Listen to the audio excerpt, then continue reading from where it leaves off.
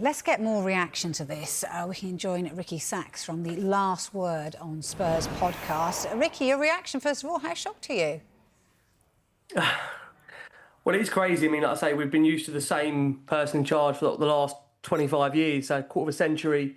Yeah, it's been pretty crazy the last half an hour or so having to react to the news. And I think, for a lot of Tottenham fans, they come to terms with it. There'll be some that are absolutely delighted out there. I think majority would be. There'll be some that maybe are unknown to what the future holds. But at the same time, I think we have to see obviously what comes next. But there'll be a lot of fans that are happy with Daniel Levy's departure because of the fact that the club only registered 2 trophies in the last 17 years. And for a club like Tottenham, that before Daniel's time, before ENIC's time, it was a club that was known to be hugely successful in terms of trophies. I think a lot of Tottenham fans will hope that we can be restored to those times where winning trophies wasn't the fact of having to wait 17 years. So I guess, guys, it's a step into the unknown, a step into the future. And I think as Spurs fans, we can only hope it's a positive step in the right direction. But I think, again, like I say, you've had the same man there at the helm for, well over a quarter of a century. It's, again, news you're having to come to terms with. Yeah, Ricky, are you surprised about the timing of it? Because as I was pointing out, everything seems to be heading in the right direction. You've kind of dealt with all the frustration, surely.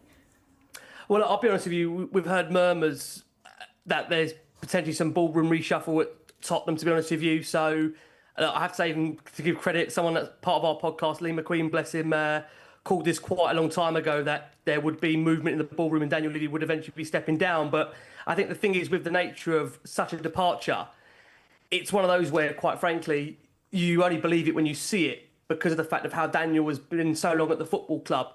So, and as you guys are aware, there's been a number of protests, high-profile protests in the last 12, 18 months from Change for Spurs, and the fact that fans haven't been happy with the nature of Spurs, certainly in the league in general, but also the way in which the club hasn't really found a sense of direction over the last 5.5, 6, 7 years, probably dating back to when Pochettino's time at the club felt everything was in some firm alignment, that there was a real direction of where the club was going, a vision in terms of competing right at the very top when it comes to playing in the Champions League, when it comes to, of course, alongside that, competing for the league as well.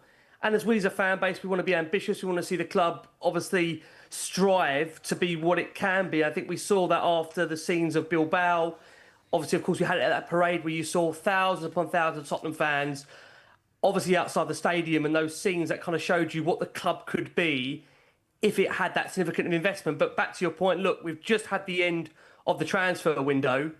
So, yeah, I mean, in terms of timing, you could say it's a bit bizarre, but then would there ever have been a right time? Would there ever have been a wrong time for Daniel Levy to step aside? I think what we all hope now as a fan base is that this is certainly a potential uplift in the direction of where the club want to be, where it wants to strive, and put us back on a map where winning trophies, competing for trophies is a regular occurrence, and not once every 17 years we win one. So only time will tell on that. I think it's important to note at the moment that it's only Daniel Levy that is leaving the club in terms of the structure and the shareholding from ENIC in general. So there's no real massive boardroom reshuffle in terms of more people going out with Daniel at this stage.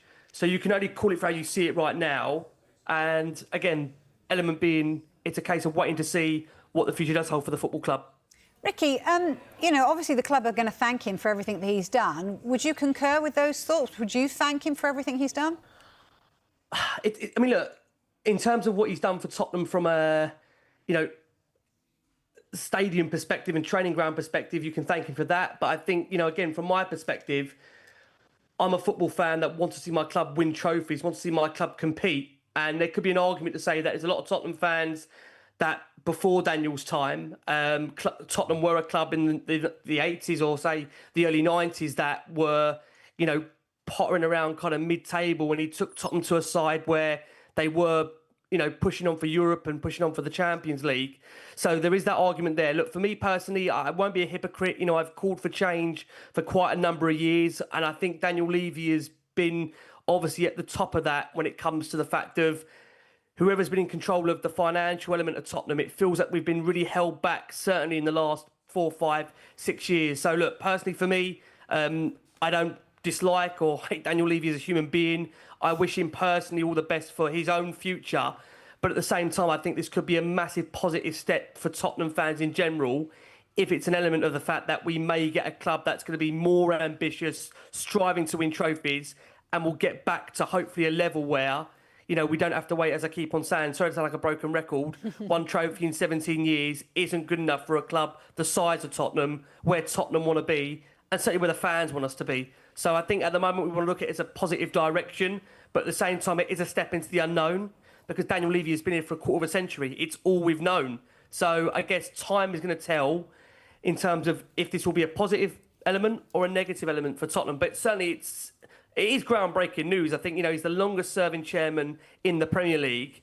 And therefore that in itself is a massive change to how the structure is looking like, even from a Premier League perspective. I think we've seen in the summer, really, Tottenham's difficulty in getting certain deals done, where Daniel was mostly in negotiations for some of the key deals that didn't happen this summer, the likes of Barretti Eze, Morgan Gibbs-White.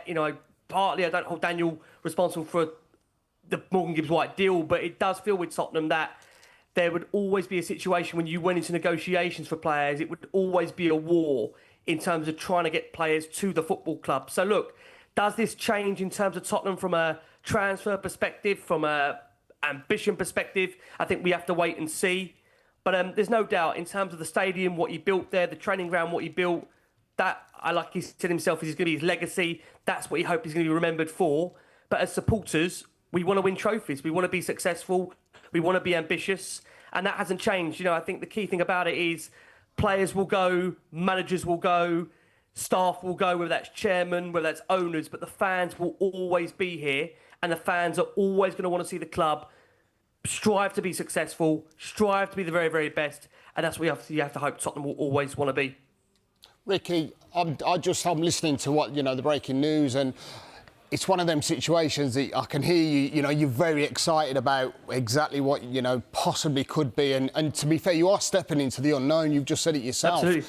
Could this be one of them where, you're thinking, wow, we've gotten Daniel Levy's back at times, and this could potentially go the other way. I mean, you're talking about having success and bringing some money, but someone's leaving that football club that knows the surroundings. You've said where they've come since he's been in and took over. Yes, the stadium, the training ground, the transfers, the manager that's even come in this season. I mean, this could potentially be, one of them where you look at it and go, well, what are we wishing for here? This could end up going completely the opposite way. Yeah, Lee, look, it's a difficult one because, again, we're not sure what that next chapter, that next step looks like. But, I'd be a hypocrite to sit here and say that this is not what a lot of Tottenham fans have wanted for a very, very long time. And look, I can't speak for all Tottenham fans. I can only speak for some that I know very, very well, that they've wanted change at the club for a very, very long time. I mean, change doesn't really get much bigger than the executive chairman stepping down. So it's a very good point. We don't know what the future holds, but at the same time, be careful what you wish for. I wish for a club that hopefully is going to win more than 2 trophies in the last 17 years. And, Tottenham have got a rich history. When you go back and look at Tottenham in the 70s, the 80s, this is a club that is renowned for being a cup-winning team, for winning trophies. Yes, we didn't win season in, season out, but it's a club that was known for competing and, for being a club that does get over the line. In the, I'd say, reign before Daniel Levy and Enoch, there's no guarantee that Daniel's departure means Tottenham will definitely win trophies. Again, it all will come down to, let's be honest about it, what the next steps are. And to be honest with you, Lee, like you said, we don't know what the next steps are. That's why maybe in my voice there's an element of excitement, but also a hesitancy as to what comes next. But I can't be a hypocrite on here, guys. I've said, the last 2.5 years or so, I think we have seen up until the Frank appointment, I would say, again, a situation around Spurs where there's just been lack of direction, maybe to some degree a lack of structure around what success ultimately looks like. Yes, we won in Bilbao. Yes, we won the Europa League. Yes, it was an incredible night, but there's been, I would say, very little feeling to some degree over the last however many years that Tottenham's trophy success would be sustainable. I think this is the key. Spurs have won the odd, like we say, League Cup, in his time, Daniel. You go back 2 trophies in 17 years. I think Tottenham fans and the fan base we are and how loyal we are, we deserve more than that. There's no guarantee in football you're going to get that. Don't get me wrong. But I think many will look at this as potentially a massive monumental moment, a sliding doors moment in the history of Tottenham Hotspur. You know, a man that's been there for over a quarter of a century. Yes, he's overseen the training ground. Yes, he's overseen the stadium. But he's also overseen only 2 trophies in the last 17 years. And for a club of Tottenham's size, their heritage, their stature, you know, we want more than that. I know the fans want more than that. We strive for more than that. We're an ambitious football club. We've got an ambitious fan base. We want to win. And I think that's the thing about Bilbao, what we saw in the summer. You know, as Spurs fans, we don't want to wait another 17 years for a trophy. It doesn't mean Daniel's departure guarantees another trophy. It also doesn't guarantee, you know, at this stage, anything. We're in the unknown now. And I think the next few days are going to be very, very interesting to find out a little bit more about how Tottenham are going to be changing, because, you know, this is a big shell shock. As you can probably tell, guys, this happened half an hour ago. I'm reacting to this news fresh off the press. So, yeah, it is a lot to react to and try and get your head around at this stage. Are you actually pleased with this decision? Are you actually pleased? I mean, obviously, I'm listening to what you're saying, but are you pleased? And do you think the majority of the fans are going to be, you know, rubbing their hands and thinking, right, this is the change in Spurs. This is going to be us taking that drive forward now? Yeah, it'd be wrong of me, Lee, to be a hypocrite and sit here and say that I wanted Daniel Levy to stay when I've advertently said on a lot of the shows on Last One on Spurs that the club need a change directly at the top. And Daniel Levy's the executive chairman. And at the end of the day, I think a lot of fans would take that step into the unknown to see if we're able to get over this situation where it's 2 trophies in 17 years. It's a club that wants to compete. It's a fan base that is hungry for more success. Sorry to sound like a broken record. You know, we saw that in the summer in Bilbao, and then back at the Tottenham Hotspur Stadium with the parade. You know, we had over 200,000 Tottenham fans turn out outside that stadium. And I said this at the point when that happened, that we cannot have a situation where we are waiting another 17 years for a trophy. And it might not have been the case under Daniel to say that, but at the end of the day, this is a fan base that wants success. We're craving success. We want more of what we've had. And, you know, sometimes a step into the unknown could be a great thing. I think we saw it with Mike Ashley at Newcastle, for example. You know, I've said this for quite a long time, that I just felt under Daniel we was in this sort of hamster wheel where we were existing in terms of being, you know, a football club, but we didn't ever feel that we were really massively moving the... How can I say this in the most politest way? We weren't really moving the needle, I would say, in terms of a club that was going to really seriously push on. If you look at what the likes of Arsenal, Chelsea, United, Liverpool, City have spent, and let me make this clear, it's not all about money. It's not all about money. But the reality is that we're in a Premier League now where unless you spend a significant amount of money on the certain specific calibre of players, it's very, very hard to be successful in this league. And I think the thing with Daniel is, whilst he's been superb in terms of the financials at Tottenham, and I can knock him for that in terms of making sure the club is always on the right side of PSR, it has always felt like, to some degree, we have been held back when it comes to being able to compete right at the very, very top. Now, again, with Daniel's departure, we can't be fooled into thinking it's all going to change at the club, because let's be honest about it, ENIC still are in control of the football club. Daniel Levy was part of ENIC. He was the chairman of ENIC. He has stepped away. So there's absolutely no guarantee by Daniel's departure it means suddenly, you know, we're going to turn into an absolute, you know, super club and start spending millions and billions. But I think if you ask a lot of fans out there, you know, they would like to see a change. They would like to see something different. And whether we like it or not, that is what we're certainly going to get. Just finally, I mean, I've listened to everything you've said there, Ricky, and, you know, you said you're an ambitious fan base. Show me a fan base that isn't ambitious, quite frankly. But in terms of what happened just recently, I don't know where you are in the camp of getting Thomas Frank in then, because, you know, you win your trophy, the trophies that you really want.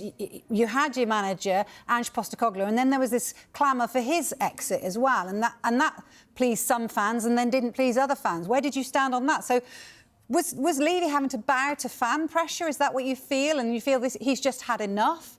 Where did you stand on getting rid of Ange Postecoglou? Was that the right decision from Levy or not? Yeah, look, I mean, I understand the question. I know I don't want to go over old ground. Look, I've said this before. I've got massive, massive respect for Ange Postecoglou. You know, he delivered Tottenham their first European trophy in over 40 years, ended a 17-year trophy drought. This is not to do down Ange Postecoglou. You know, a club like Tottenham simply can't have 22 plus defeats in the Premier League.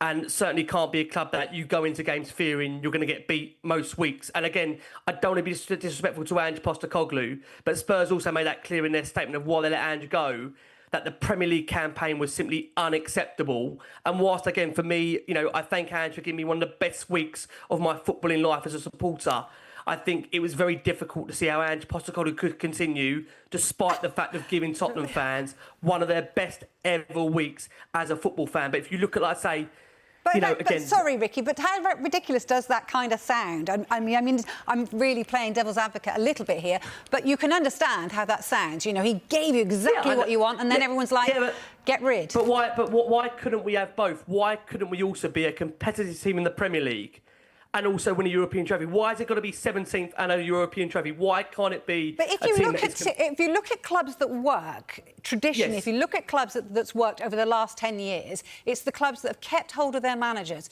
not fired after 2 years. Mikel Arteta was under huge pressure initially. Look what he's done. Jurgen Klopp didn't have the best starts. Pep Guardiola, the list goes on.